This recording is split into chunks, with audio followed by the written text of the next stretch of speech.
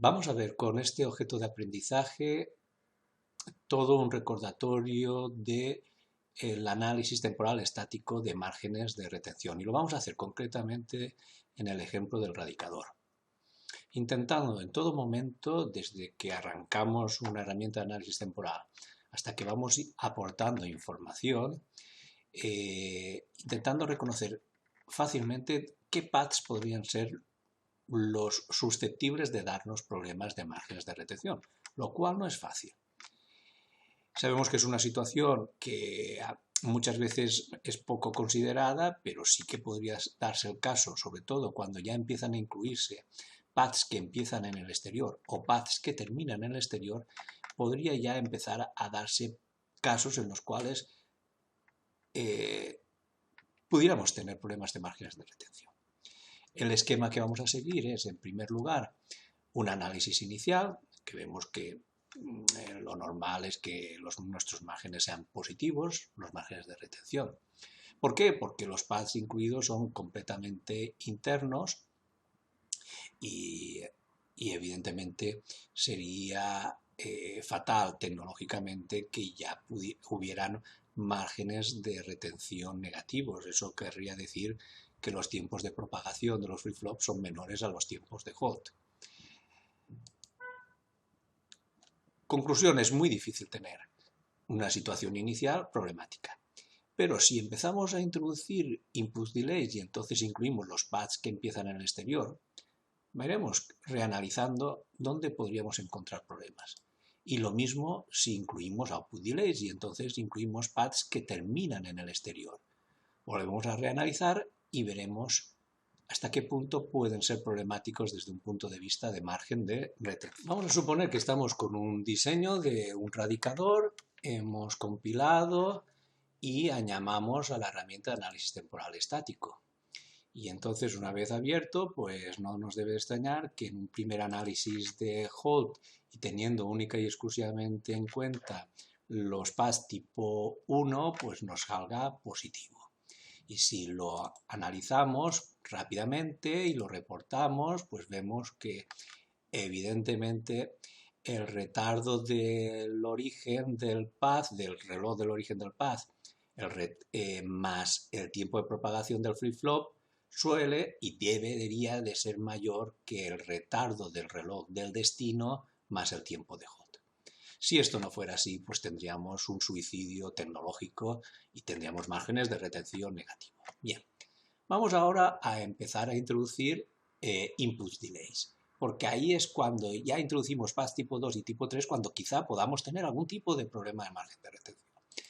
Pensemos en los input delays. Yo incluyo con qué reloj voy a trabajar, me fijo en las entradas, que en este caso serían de las X de entrada de lo que yo quiero obtener la raíz cuadrada y la señal de comando start, y voy a coger la señal de start porque presupongo que tiene una lógica combinacional en su camino interno al dispositivo mucho más sencillo que X0 y X que la entrada de datos. La entrada de control tiene una lógica mucho más sencilla y por tanto tiene todas las papeletas para poderme dar más problemas de margen de retención si los hubiera. Entonces yo, ¿qué valor mínimo puedo poner? Bueno, vamos a empezar con un valor mínimo muy pequeño, ¿vale? De 1 nanosegundo. Lo más problemático, en el peor de los casos, es que fuera más sencillo aún, 0 nanosegundos. Un valor negativo es prácticamente imposible si uno analiza las ecuaciones de los márgenes de retención de paths tipo 2. Vuelvo a repetir el análisis de hold. Vemos que sigue siendo el peor caso el mismo de antes. Y si ahora yo reporto y quiero ver los paths que pasan a través de ese pin que yo acabo de ahora definir, que lo he definido para start, vamos a buscarlo, pues vemos que esos paths son poco problemáticos. ¿Por qué? Porque vemos que el retardo del data delay es muy grande, fruto del path y de la lógica combinacional de cálculo del estado siguiente del control path. Además se le ha incorporado el input delay, que ya hemos dicho que podríamos bajar incluso a 0, pero aún así eso es superior al retardo del reloj del destino y el tiempo de hold. Por tanto, en este tipo de paths aún tenemos márgenes de retención aún más grandes. Pero vuelvo a repetir, incluso esto, bajándolo a 0, tendríamos también positivo. Es también difícil con este tipo de paths tener problemas de margen de retención. Pero ¿qué pasa con los paths que terminan en el exterior y que por tanto solo pueden analizarse si yo añado un output delay? Vamos a verlo. Si yo añado un output delay, me establezco como target, pues en este caso tengo lo que sería fin, que es una salida del control path, o con 0, con 1, con 2 y con 3, que son salidas del data path.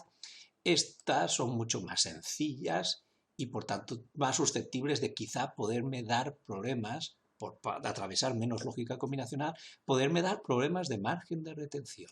Entonces voy a coger una de estas y voy a establecer un valor mínimo problemático.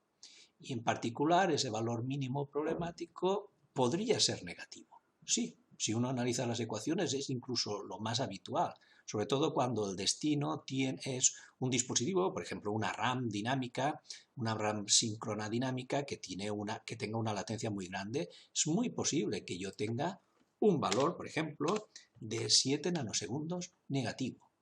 Si yo analizo y pongo que lo incluya, vemos que si ahora vuelvo a reportar, me ha cambiado el margen de retención, ahora ya no es positivo el peor caso, es negativo, y si lo visualizo, veremos que justamente pertenece a un path que pasa a través de COM0 y va hacia el exterior.